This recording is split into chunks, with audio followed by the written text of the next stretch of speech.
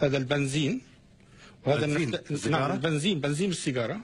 وهذا النفتالين هو ماده السيدات بيستعملوه لتنظيف التواليتات والاراضي المطبخ. نعم.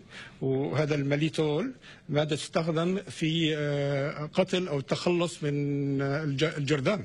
لا حول ولا قوه. وهذا الارسنيك احد السموم الاخرى. وهذا الامونيا اضافوه للسيجارات بالستينات، وشافوا انه نسبه المبيعات لبعض انواع السجائر زادت بكثير بعد اضافه الامونيا، فلانه يسبب زياده نسبه الادمان بشكل كبير. هذا غيض من فيض، يعني هذول اللي موجودين هون. بالاضافه طبعا الورق السيجاره الموجود بيسبب الحرق غاز اول اكسيد الكربون. يعني دكتور الحين الواحد يشيل في ايده. اي والله. يعني انت ذكرت مجموعه من الاشياء هذا غيض من فيض. نعم. يعني يكفي بس الاشياء اللي قاعدين نشوفها. اي والله. بنزين. والفلتر اللي بيحطوه هذا عباره عن مث، يعني بنقوله عباره عن خرافه.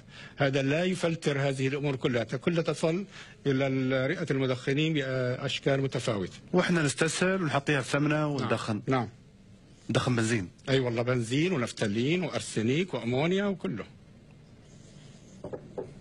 كم كل المواد كلها تقريبا اللي موجوده في السيجاره؟ عدد المواد يحتوي الى 6 إلى 7000 ماده كيماويه. وكلها ذات تاثير ضار. 400 منها ثبت تاثير علميا، 60% منهم، على 60 واحده منهم على الاقل تزيد نسبه السرطان.